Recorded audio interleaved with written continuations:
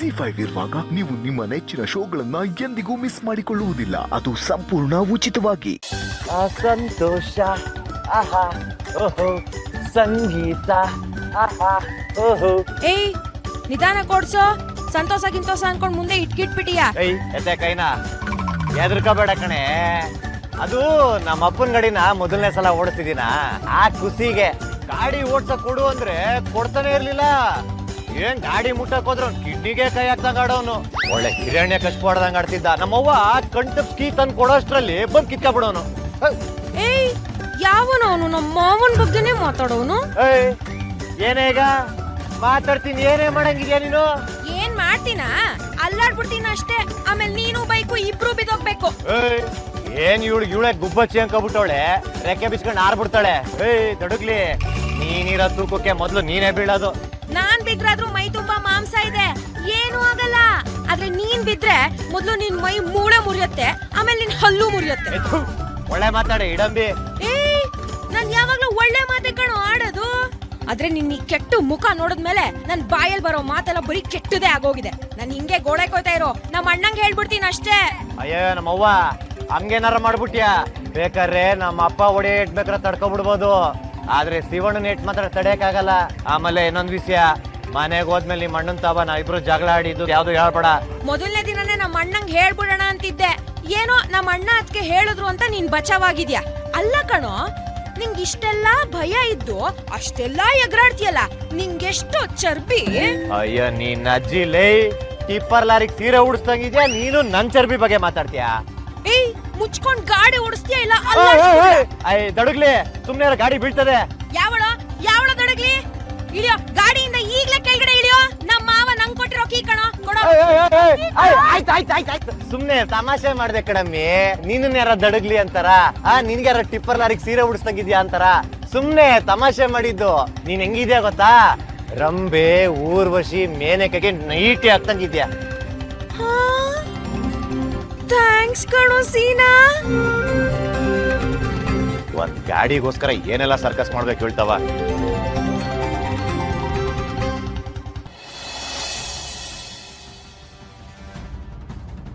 ಅದಕ್ಕೆ ಆಗ್ಲಿಂದ ಏನೋ ಮಾತಾಡ್ಬೇಕು ಅಂತ ಕರ್ಕೊಂಬಂದು ನಿಲ್ಸಿದ್ದೀರಾ, ಏನೋ ಹೇಳ್ತಾನೆ ಇಲ್ಲ. ಏನಾದ್ರೂ ಹೇಳಿ ಅದಕ್ಕೆ. ಗುಂಡು, ನಿನ್ಗೆ ನಾನಂದ್ರೆ ಎಷ್ಟಿಷ್ಟ? ಈ ಜಗತ್ತಲ್ಲಿ ನಮ್ಮ ಅಣ್ಣ ಅಕ್ಕ ತಂಗಿರ್ ಬಿಟ್ರೆ ನೀವೇ ನಂಗಿಷ್ಟ. ಯಾಕೆ ನಿನ್ ಗಂಡ ಇಷ್ಟ ಇಲ್ವಾ? ಹಂಗೇನಿಲ್ಲ, ಆದ್ರೆ ನೀವು ಅಣ್ಣ ಅಂದ್ರೆ ಜಾಸ್ತಿ ಇಷ್ಟ. ಸೊ ನಾನು ಇಷ್ಟಪಡ್ತಿರೋ ವ್ಯಕ್ತಿ ನಾನೇನ್ ಕೇಳಿದ್ರು ನಿಜ ಹೇಳ್ಬೋದಲ್ವಾ? ಹೇಳ್ಬೋದಲ್ವಾನ?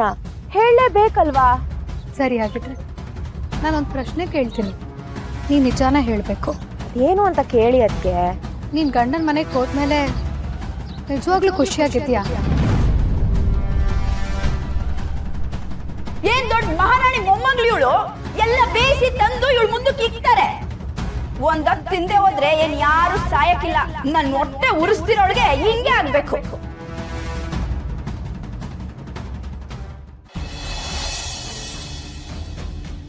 ಅದಕ್ಕೀಗ ಮನೇಲಿ ನಡೆದಿದ್ದ ವಿಷಯ ಏನಾದ್ರೂ ಗೊತ್ತಾಗೋಯ್ತಾ?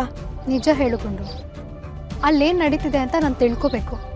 ಓ ಹಾಗಿದ್ರೆ ಅದಕ್ಕೆ ಯಾವ ವಿಷಯನೂ ಗೊತ್ತಾಗಿಲ್ಲ. ಅದಕ್ಕೆ ನಾ ಮನೇಲಿ ಖುಷಿಯಾಗಿದ್ದೀನಿ, ನೆಮ್ಮದಿಯಾಗಿದ್ದೀನಿ, ತುಂಬಾ ಸಂತೋಷವಾಗಿದ್ದೀನಿ. ನಿಮ್ಗೆ ಯಾಕೆ ಆ ಪ್ರಶ್ನೆ ಬಂತೀಗ? ಏನಿಲ್ಲ, ನಾನು ಈ ಮನೆಗೆ ಬಂದು ಸ್ವಲ್ಪ ಟೈಮೇ ಆಗಿರ್ಬೋದು, ಆದರೆ ನಿಮ್ಮನ್ನೆಲ್ಲ ನಾನು ಚಿಕ್ಕ ವಯಸ್ಸಿಂದ ನೋಡ್ಕೊಂಡು ಬಂದಿದ್ದೀನಿ. ನಿಮ್ಮಲ್ಲಿ ಸಣ್ಣ ಚೇಂಜಸ್ ಆದರೂ ನನಗೆ ತುಂಬ ಬೇಗ ಗೊತ್ತಾಗ್ಬಿಡುತ್ತೆ. ನೀನು ಇಲ್ಲಿಗೆ ಬಂದಾಗ ಎಲ್ಲರ ಜೊತೆ ಚೆನ್ನಾಗೇ ಮಾತಾಡ್ತಿದ್ದೆ, ಆದರೆ ನಿನ್ನ ಮನಸ್ಸಲ್ಲಿ ಎಲ್ಲೋ ಒಂದು ಕಡೆ ಸಣ್ಣ ನೋವಿದೆ ಅಂತ ನನಗನ್ನಿಸ್ತಿದೆ. ಅದಕ್ಕೆ ಕೇಳಿದೆ ಗುಂಡು. ನೋಡು ಗುಂಡು, ನಾನು ನಿನ್ನ ಅದಕ್ಕೆ ಕೇಳ್ತಿರೋ, ನನ್ನ ಹತ್ರ ಸತ್ಯನೇ ಹೇಳಬೇಕು. ನಿನ್ನ ಗಂಡನ ಮನೇಲಿ ನೀನು ಚೆನ್ನಾಗಿದೆಯಾ?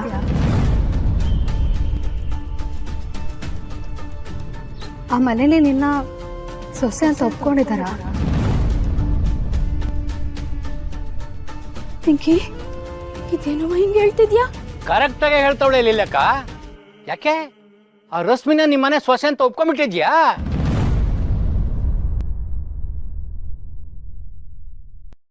ಹೇಳಿ ಸೀನನ್ ಜೊತೆ ಆ ರಶ್ಮಿ ಮದ್ವೆ ಆದ್ಮೇಲೆ ನನ್ನ ನಿಮ್ಮನೆ ಸೊಸೆ ಅಂತ ಒಪ್ಕೊಳಕ್ಕೆ ಮನ್ಸ್ ಬರ್ತಿಲ್ವಾ?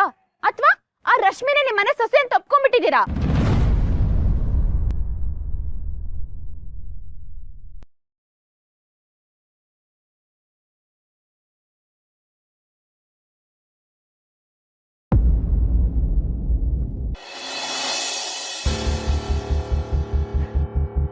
ಎಂತ ಮಾತ್ ಕೇಳ್ತಾ ಇದ್ದೀರಾ ಅತ್ಗೆ?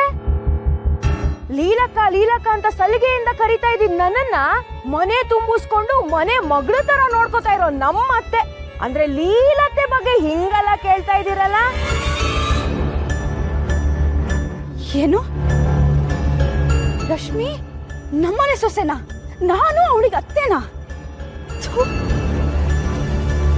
ನನ್ನ ಮಗನ್ ಹೆಂಡತಿ ಆಗಿ ಬರೋಳು ತೆಳ್ಳಗೆ ಬೆಳ್ಳಗೆ ಒಳ್ಳೆ ರಂಡನ್ ರಾಣಿ ತರ ಇರ್ಬೇಕು ಅಂತ ಆಸೆ ಇತ್ತು. ಆ ಆಸೆಗೆ ತಣ್ಣೀರೆರಿಸ್ತೋಳು ಆ ರಶ್ಮಿ.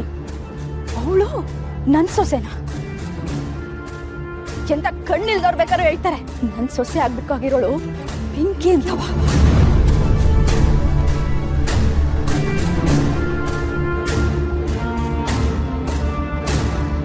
ನೀವ್ ಹೇಳ್ತಿರೋದ್ ನಿಜಾನಾ?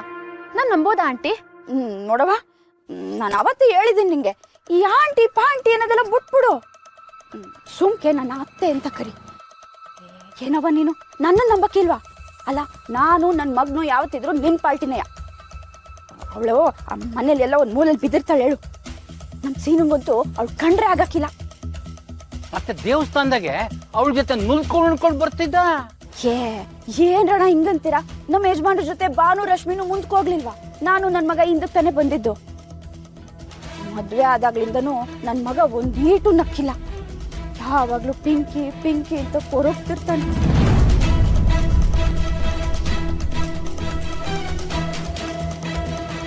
ಅದಕ್ಕೆ ನಮ್ಮ ಅತ್ತೆ ಅಂತೂ ನನ್ನ ಕೈನಲ್ಲಿ ಒಂದೇ ಒಂದ್ ಕೆಲ್ಸ ಕೂಡ ಮಾಡ್ಸಲ್ಲ.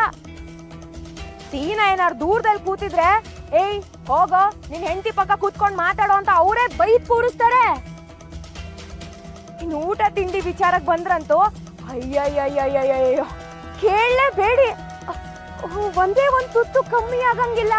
ಅಯ್ಯೋ ನಮ್ ರಶ್ಮಿ ಯಾಕೋ ತಿಂತಾನೆ ಇಲ್ಲ, ಅಡ್ಗೆ ಚೆನ್ನಾಗಿಲ್ವೇನೋ ಅಂತ ಇನ್ನೊಂದಲ್ಲ ಅಂದ್ರೆ ಮತ್ತೊಂದು, ಮತ್ತೊಂದಲ್ಲ ಅಂದ್ರೆ ಇನ್ನೊಂದು ಅಂತ ಅಡ್ಗೆ ಮಾಡಿ ಮಾಡಿ ಮಾಡಿ ಮಾಡಿ ತರ್ತಾನೆ ಇರ್ತಾರೆ. ಊಟ ಆದ್ಮೇಲಂತೂ ನಂಗೆ ಕೈ ತೊಳೆಯೋ ಪ್ರಮೇಯನೇ ಬರಲ್ಲ ಅದ್ಗೆ. ಯಾಕೆ? ಯಾಕೆ ಅಂದ್ರೆ ನಮ್ಮ ಅತ್ತೆನೆ ನಂಗೆ ಕೈ ತುತ್ತು ತಿನ್ನಿಸ್ತಾರಲ್ಲ ಅದ್ಗೆ, ಅದಕ್ಕೆ. ಹಾಗಾದ್ರೆ ನಮ್ಮ ಮನೆಗೆ ಬಂದ ತಕ್ಷಣ ಸೀದಾ ಅಡ್ಗೆ ಮನೆಗೆ ಹೋಗಿ 3 ದಿನದಿಂದ ಊಟನೇ ಮಾಡ್ದಿರೋ ತರ ತಿಂತಿರ್ತೀಯಲ್ಲ, ಯಾಕೆ?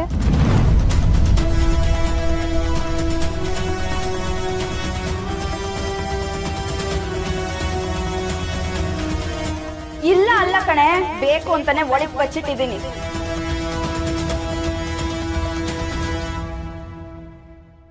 ZEE5 ಆಪ್ ಡೌನ್ಲೋಡ್ ಮಾಡಿ ಎಲ್ಲಾ ಸಂಚಿಕೆಗಳನ್ನು ಸಂಪೂರ್ಣ ಉಚಿತವಾಗಿ ನೋಡಿ.